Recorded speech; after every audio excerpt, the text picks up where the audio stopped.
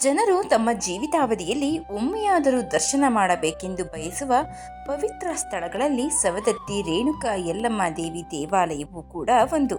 ಸವದತ್ತಿ ಯಲ್ಲಮ್ಮ ದೇವಿ ದೇವಾಲಯದ ಕುರಿತು ನೀವು ಕೆಲವೊಂದು ಮಾಹಿತಿಗಳನ್ನು ತಿಳಿದುಕೊಳ್ಳಲೇಬೇಕು ಸ್ನೇಹಿತರೆ.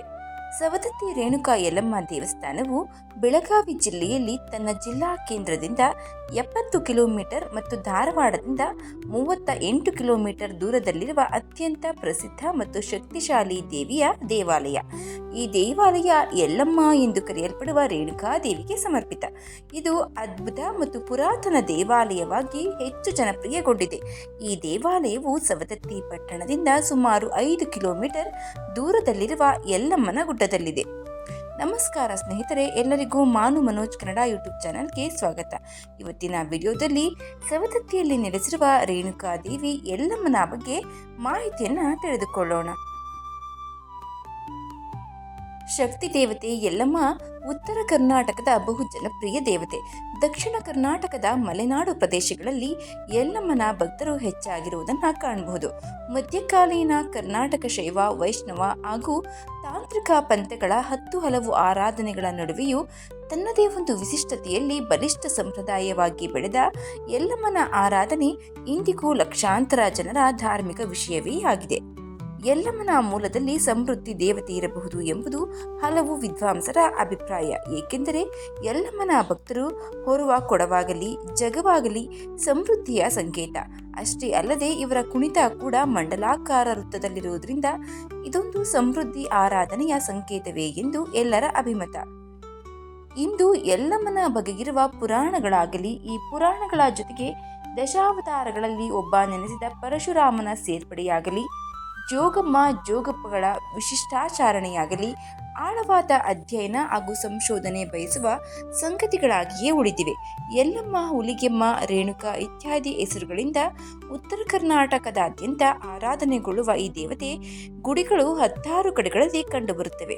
ಅವುಗಳಲ್ಲಿ ಪ್ರಮುಖವಾದದ್ದೇ ಬೆಳಗಾವಿ ಜಿಲ್ಲೆಯ ಸವದತ್ತಿ, ಹೊಸಪೇಟೆ ಬಳಿಯ ಹುಲಿಗಿಯ ಹುಲಿಗೆಮ್ಮ ಹಾಗೂ ಚಂದ್ರಗುತ್ತಿಯ ರೇಣಿಕೆ ಕೂಡ ಇಲ್ಲಿ ಉಲ್ಲೇಖಾರ್ಹ ಎಂದು ಹೇಳಬಹುದು.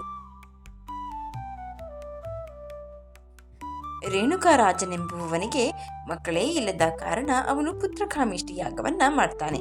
ಇದರಿಂದ ಕಾಳಿ ಸ್ವರೂಪವಾದ ಒಂದು ಹೆಣ್ಣು ಮಗು ಜನಿಸುತ್ತೆ. ಆ ಮಗುವಿಗೆ ರಾಜ ರೇಣುಕಾ ಅಂತಾನೆ ಹೆಸರಿಡ್ತಾನೆ. ರೇಣುಕಾ ದೇವಿ 9 ವರ್ಷವಿದ್ದಾಗ ರಾಜ ಅಗಸ್ತ್ಯ ಮುನಿಗಳ ಸೂಚನೆಯಂತೆ ತನ್ನ ಮುದ್ದು ಮಗಳನ್ನ ಜಮದಗ್ನಿ ಎಂಬ ಮಹರ್ಷಿಗಳಿಗೆ ಕೊಟ್ಟು ಮದುವೆ ಮಾಡ್ತಾನೆ. ಸೂಕ್ತ ಕಾಲ ಬಂದಾಗ ಋಷಿಗಳೊಡನೆ ತನ್ನ ಮಗಳನ್ನ ಕಳುಹಿಸ್ತಾನೆ. ದಂಪತಿಗಳಿಬ್ಬರು ರಾಮಶೃಂಗ ಪರ್ವತದಲ್ಲಿ ವಾಸ ಮಾಡ್ತಾ ಇರ್ತಾರೆ. ಪತಿವ್ರತೆಯಾದ ರೇಣುಕಾ ದೇವಿಯು ಗಂಡನಿಗೆ ಎಲ್ಲಾ ರೀತಿಯ ಸೇವೆಯನ್ನ ಮಾಡ್ತಾ ಇರ್ತಾಳೆ. ಮುಂಜಾನೆ ಎದ್ದು ಅಲ್ಲೇ ಇದ್ದ ಮಲಪಹರಿ ಎಂಬ ನದಿಯಲ್ಲಿ ಸ್ನಾನ ಮಾಡಿ ಮಣ್ಣಿನಿಂದ ಒಂದು ಬಿಂದಿಗೆ ಮಾಡಿ ಒಂದು ಹಾವನ್ನೇ ಸಿಂಬಿಯನ್ನಾಗಿ ಮಾಡಿಕೊಂಡು ನೀರನ್ನ ಹೊತ್ತು ಮನೆಗೆ ತರ್ತಿರ್ತಾಳೆ. ಮುಂದೆ ರೇಣುಕಾ ದೇವಿ 5 ಜನ ಗಂಡು ಮಕ್ಕಳಿಗೆ ಜನ್ಮ ಕೊಡ್ತಾಳೆ. ವಾಸು, ವಿಶ್ವವಾಸು, ಬಿಹುದ್ಯಾನು, ವೃತ್ವಕಣ್ವ ಮತ್ತು ರಾಮಭದ್ರ. ಮುಂದೆ ರಾಮಭದ್ರ ಶಿವ ಪಾರ್ವತಿಯ ಆಶೀರ್ವಾದದಿಂದ ಪರಶು ಎಂಬ ಅಸ್ತ್ರವನ್ನ ಪಡೆದು ಪರಶುರಾಮ ಎಂಬ ಹೆಸರನ್ನ ಪಡಿತಾನೆ. ಒಂದು ದಿನ ರೇಣುಕಾ ದೇವಿಯು ನದಿಗೆ ನೀರನ್ನು ತರಲು ಹೋದಾಗ ಅಲ್ಲಿ ನೀರಲ್ಲಿ ಆಟವಾಡ್ತಾ ಇದ್ದಂತಹ ಗಂಧರ್ವರನ್ನ ನೋಡಿ ಮೈಮರಿತಾಳೆ. ಒಂದು ಕ್ಷಣ ಮನಸ್ಸು ಚಂಚಲವಾಗಿ ಹೋಗುತ್ತೆ. ಮನೆಗೆ ನೀರಿಲ್ಲದೆ ತೆರಳುತ್ತಾಳೆ. ಮನಸ್ಸು ಚಂಚಲವಾದ ಕಾರಣ ಮಣ್ಣಿನಲ್ಲಿ ಮಡಿಕೆಯನ್ನು ಮಾಡಲು ಸಾಧ್ಯವಾಗುವುದಿಲ್ಲ. ಇದನ್ನ ಕಂಡ ಜಮದಗ್ನಿ ಮಹರ್ಷಿ ಕೋಪಗೊಂಡು ರೇಣುಕಾ ದೇವಿಯನ್ನ ಮನೆಯಿಂದ ಹೊರಗೆ ಕಳಿಸಿ ಶಾಪವನ್ನು ಕೊಟ್ಟು ಬಿಡ್ತಾನೆ. ರೇಣುಕಾ ದೇವಿಯು ತಪಸ್ಸಿಗೆ 3 ದಿನ ಕೋರ್ತಾಳೆ. ಆ ಸಂದರ್ಭದಲ್ಲಿ ಏಕನಾಥ ಮತ್ತು ಜೋಗೀಶ್ವರ ಎಂಬುವರು ಬಂದು 3 ದಿನದಲ್ಲಿ ಗಂಡನನ್ನ ಉಳಿಸಿಕೊಳ್ಳುವ ಪ್ರತಿಯನ್ನ ಹೇಳಿಕೊಡ್ತಾರೆ. ಅದನ್ನ ಮಾಡಿದ ರೇಣುಕಾ ದೇವಿ 4ನೇ ದಿನ ಮನೆಗೆ ಹಿಂದಿರುಗ್ತಾಳೆ. ಆದರೆ ಕೋಪಹಾರದ ಜಮದಗ್ನಿ ಮಹರ್ಷಿಗಳು ತನ್ನ ಮಕ್ಕಳನ್ನ ಕರೆದು ತಾಯಿಯ ತಲೆ ಕಡಿಯಬೇಕೆಂದು ಹೇಳಿದಾಗ 4 ಮಕ್ಕಳು ತಿರಸ್ಕರಿಸ್ತಾರೆ. ಆಗ ಪರಶುರಾಮನನ್ನ ಕರೆದು ತಾಯಿಯನ್ನ ತಲೆಯನ್ನು ಕಡಿದು ಹಾಕಲು ಹೇಳ್ತಾನೆ. ತಂದೆಯ ಮಾತನ್ನು ಪರಿಪಾಲಿಸಲು ಪರಶುರಾಮ ಆಯುಧವನ್ನ ಎತ್ತಿದಾಗ ರೇಣುಕಾ ದೇವಿಯು ಅಲ್ಲಿಂದ ತಪ್ಪಿಸಿಕೊಂಡು ಯಲ್ಲಮ್ಮ ಎಂಬ ಹೆಂಗಸಿನ ಮನೆಯಲ್ಲಿ ಮರೆಮಾಚುತ್ತಾಳೆ. ಆದರೆ ಪರಶುರಾಮ ತಾಯಿಯನ್ನೇ ಹಿಂಬಾಲಿಸಿ ತಾಯಿಯ ತಲೆ ಕಡಿದು ಹಾಕಲು ಹೋಗಿ ಯಲ್ಲಮ್ಮನ ತಲೆಯನ್ನು ಹಾಗೂ ತಾಯಿಯ ತಲೆಯನ್ನು ಕಡಿದು ಹಾಕ್ತಾನೆ. ಪಿತೃವಾಕ್ಯ ಪರಿಪಾಲನೆಗಾಗಿ ಜಮದಗ್ನಿ ಮಹರ್ಷಿ ಪರಶುರಾಮನನ್ನ ಮೆಚ್ಚಿ ವರವನ್ನು ಕೇಳಲು ಹೇಳಿದಾಗ ಪರಶುರಾಮ ತನ್ನ ತಾಯಿಯನ್ನ ಮತ್ತೆ ಸತ್ತ ಸಹೋದರರನ್ನ ಬದುಕಿಸಿಕೊಡಬೇಕಾಗಿ ತಮ್ಮ ಕೋಪವನ್ನ ಬಿಡಬೇಕಾಗಿ ಕೇಳಿಕೊಳ್ತಾನೆ. ಆಗ ಮಹರ್ಷಿಗಳು ನೀರನ್ನ ಕೊಟ್ಟು ಇದನ್ನ ತನ್ನ ತಾಯಿಯ ದೇಹದ ಮೇಲೆ ಚುಮುಕಿಸಿ ಬದುಕಿಸಿಕೋ ಎಂದು ಹೇಳ್ತಾರೆ.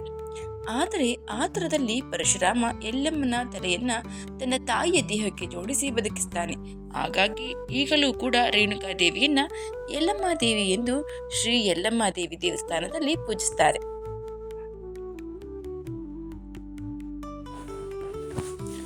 ಇಲ್ಲಿನ ಯಲ್ಲಮ್ಮ ದೇವಿಯನ್ನ ಕಾಳಿ ದೇವಿಯ ಜೊತೆಗೆ ಗುರುತಿಸಲಾಗುತ್ತೆ. ಕಾಳಿ ದೇವಿಯು ದುಷ್ಟರನ್ನ ನಾಶ ಮಾಡುವ, ಶಿಕ್ಷಿಸುವ ಪ್ರಮುಖ ದೇವಿ ಎಂದು ಕರೆಯಲಾಗುತ್ತೆ. ಆದರೆ ಅವಳು ತನ್ನ ಭಕ್ತರ ಮೇಲೆ ಪ್ರೀತಿ ಮತ್ತು ಆಶೀರ್ವಾದವನ್ನು ನೀಡುವ ಕರುಣಾಮಯಿ ತಾಯಿ ಕೂಡ ಆಗಿದ್ದಾಳೆ. ಈ ಅಂಶದಲ್ಲೇ ಆಕೆಯನ್ನ ಇಲ್ಲಿ ಪೂಜಿಸುವುದು. ಇಲ್ಲಿನ ಸವದತ್ತಿ ಯಲ್ಲಮ್ಮ ದೇವಾಲಯವನ್ನ ಚಾಲುಕ್ಯ ಮತ್ತು ರಾಷ್ಟ್ರಕೂಟ ಶೈಲಿಯ ವಾಸ್ತುಶಿಲ್ಪದಲ್ಲಿ ನಿರ್ಮಿಸಲಾಗಿದೆ. ಸವದತ್ತಿ ಯಲ್ಲಮ್ಮ ದೇವಾಲಯದಲ್ಲಿನ ಕೆತ್ತನೆಗಳು ನೋಡಿದಾಗ ನಿಮಗೆ ಜೈನ ವಾಸ್ತುಶಿಲ್ಪವನ್ನು ನೋಡಿದ ಅನುಭವವಾಗುತ್ತದೆ. ಈ ದೇವಾಲಯವು ತನ್ನ ಆವರಣದಲ್ಲಿ ಗಣೇಶ, ಮಲ್ಲಿಕಾರ್ಜುನ, ಪರಶುರಾಮ, ಏಕನಾಥ, ಸಿದ್ದೇಶ್ವರನಿಗೆ ಸಮರ್ಪಿತ ಬಹು ದೇವಾಲಯಗಳನ್ನು ಹೊಂದಿದೆ. ಆದರೆ ಇಲ್ಲಿನ ಪ್ರಮುಖ ದೇವಿಯಾಗಿ ರೇಣುಕಾ ಯಲ್ಲಮ್ಮ ತಾಯಿಯನ್ನ ಆರಾಧಿಸಲಾಗುತ್ತದೆ. ಯಲ್ಲಮ್ಮ ಅಥವಾ ಶ್ರೀ ರೇಣುಕಾ ದೇವಿಯ ದೇವಾಲಯವು ತನ್ನ ಶಕ್ತಿಯಿಂದಾಗಿ ಭಕ್ತರಿಗೆ ಜನಪ್ರಿಯ ಯಾತ್ರಾ ಸ್ಥಳವಾಗಿದೆ. ಪ್ರತಿನಿತ್ಯ ನೂರಾರು ಯಾತ್ರಿಕರು ಬಹಳ ಭಕ್ತಿಯಿಂದ ದೇವಸ್ಥಾನಕ್ಕೆ ಭೇಟಿ ನೀಡುತ್ತಾರೆ. ದೇವಿಯ ಬಳಿ ಏನೇ ಬೇಡಿದರೂ ಅದನ್ನು ನೆರವೇರಿಸುತ್ತಾಳೆ ಎನ್ನುವುದು ಭಕ್ತರ ನಂಬಿಕೆ.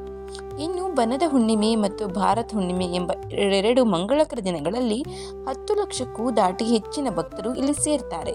ಈ ಸಂದರ್ಭಗಳಲ್ಲಿ ದೇವಾಲಯದ ರಥಯಾತ್ರೆಯನ್ನ ಕೂಡ ಕೈಗೊಳ್ಳಲಾಗುತ್ತೆ. ಯಲ್ಲಮ್ಮ ಎಂದಾಕ್ಷಣ ಎಲ್ಲರ ಮನಸ್ಸಿನಲ್ಲಿ ಅಲ್ಲಿನ ಜಾತ್ರೆಯೇ ನೆನಪಾಗೋದು. ಯಾಕೆಂದರೆ ಸವದತ್ತಿ ಜಾತ್ರೆಯು ಹೆಚ್ಚು ಜನ ಸೇರುವ ಜಾತ್ರೆಗಳಲ್ಲಿ ಒಂದಾಗಿದೆ. ಯಲ್ಲಮ್ಮ ಜಾತ್ರೆಯು ಶಕ್ತಿಯ ರೂಪದಲ್ಲಿರುವ ಸ್ತ್ರೀ ಶಕ್ತಿಯ ಆಚರಣೆಯ ಬಗ್ಗೆ ಹೆಚ್ಚು ಮಹತ್ವವನ್ನು ನೀಡುತ್ತೆ. ಈ ಜಾತ್ರೆಯ ಸಮಯದಲ್ಲಿ ದೇವಾಲಯದ ಗರ್ಭಗುಡಿಯಲ್ಲಿರುವ ಯಲ್ಲಮ್ಮ ದೇವಿಯ ವಿಗ್ರಹವನ್ನು ಮೆರವಣಿಗೆಯಲ್ಲಿ ತೆಗೆದುಕೊಂಡು ಹೋಗಲಾಗುತ್ತದೆ ಮತ್ತು ಅವಳನ್ನು ಶಕ್ತಿ ದೇವತೆ ಎಂದು ಪೂಜಿಸಲಾಗುತ್ತದೆ.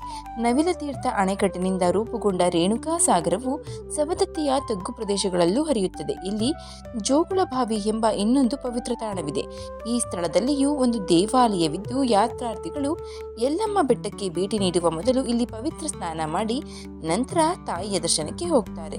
ಇದು ಸವದತ್ತಿ ಯಲ್ಲಮ್ಮನ ದೇವಾಲಯದ ಬಗ್ಗೆ ಇರುವಂತಹ ಚಿಕ್ಕ ಮಾಹಿತಿ. ಈ ಮಾಹಿತಿ ನಿಮಗೆ ಇಷ್ಟ ಆಗಿದ್ರೆ ದಯವಿಟ್ಟು ಶೇರ್ ಮಾಡಿ, ಲೈಕ್ ಮಾಡಿ. ವಿಡಿಯೋ ಬಗ್ಗೆ ನಿಮ್ಮ ಅನಿಸಿಕೆ ಅಭಿಪ್ರಾಯವನ್ನು ಕಮೆಂಟ್ ಬಾಕ್ಸ್ನಲ್ಲಿ ತಿಳಿಸಿ. ಚಾನಲ್ನ ಇನ್ನು ಸಬ್ಸ್ಕ್ರೈಬ್ ಮಾಡ್ಕೊಂಡು ನೋಡ್ತಾ ಇದ್ರೆ ದಯವಿಟ್ಟು ಸಬ್ಸ್ಕ್ರೈಬ್ ಮಾಡಿಕೊಂಡು ನೋಡಿ. ಧನ್ಯವಾದಗಳು.